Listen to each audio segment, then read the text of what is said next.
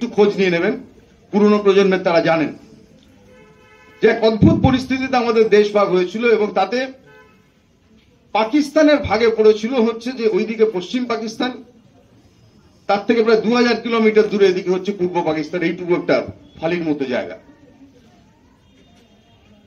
তাহলে এই যে সেই ভাগটা ছিল মূলত হচ্ছে যে একটা ধর্মীয় মেরুকরণের ভিত্তিতে, ধর্মের ভিত্তিতে ভাগ।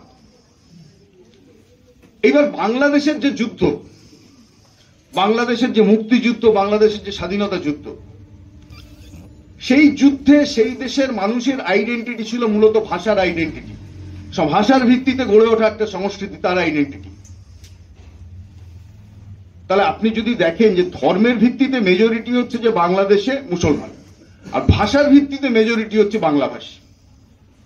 সো ইউনিফিকেশনের বেসিসটা ভাষা সংস্কৃতির দিক থেকে তারা ছিলেন বাংলাভাষী মানুষ।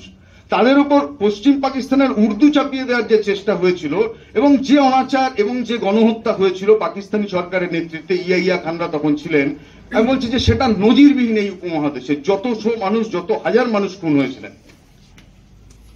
সেই আন্দোলন, বাংলাদেশের মুক্তিযুদ্ধের আন্দোলন, হিন্দু এবং মুসলমান ওই দেশের, অর্থাৎ এখন যে শব্দগুলো উচ্চারিত হচ্ছে যে majority and minority both the religious group, তারা হচ্ছে অংশ নিয়েছিল, তারা আসলে বাঙালি বলে। আমরা একটা বাংলাদেশ গঠন করতে চাই। আজকে সেই আইডেন্টিটিটা হচ্ছে এবার ভুলিয়ে দেওয়ার চেষ্টা হচ্ছে, অর্থাৎ বাঙালিরা বাংলাদেশ তৈরি করবে। আর আজকে কি হচ্ছে যে আজকে যখন বলা হচ্ছে যে ৭১-এর সেই দিন শেষ এবং ভারত বিরোধী প্রচারটা যখন জোরে জোরে তোলা হচ্ছে এবং একই সাথে মুজিব বিরোধী প্রচার, আপনি দেখবেন অঙ্ক খুব পরিষ্কার। মুজিবুর রহমান হচ্ছে সেদেশের স্বাধীনতা সংগ্রামের প্রতীক। সেদেশের স্বাধীনতা সংগ্রামে ভারতবর্ষের ভূমিকা ছিল অত্যন্ত ইতিবাচক, বিশেষত তৎকালীন প্রধানমন্ত্রী ইন্দিরা গান্ধীর ভূমিকা। তিনি কংগ্রেস রাজনীতি করতে পারেন, কিন্তু সেই সময় আমাদের আর্থসামাজিক পরিস্থিতি যা ছিল তাতে আমাদের এই পূবের সীমান্ত এটাকে সুরক্ষিত রাখতে গেলে ভারত সরকারের যা করা উচিত ছিল সেটাই করেছে।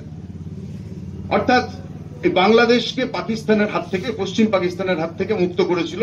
ফলে বাংলাদেশের এই স্বাধীনতার পর্ব জুড়ে যদি বলেন গত 5 দশক ধরে বাংলাদেশ স্বাধীন হওয়ার পর থেকে আমাদের স্বস্তি বেড়েছে। বাংলাদেশ আস্তে আস্তে আস্তে আস্তে অসাম্প্রদায়িক চরিত্র সেখানে তৈরি হচ্ছে। ধর্মনিরপেক্ষ পুরোটা হতে পারলে আমরা খুশি হতাম, পুরোটা হতে পারেনি। কিন্তু পাকিস্তানের মতো সাম্প্রদায়িক চরিত্র অন্ততপক্ষে বাংলাদেশের নয়।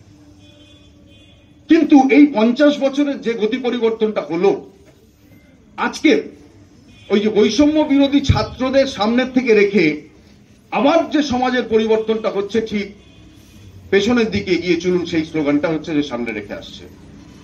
অর্থাৎ আপনাকে এখন বারবার বলা হচ্ছে যে এটা যে ভারতবর্ষ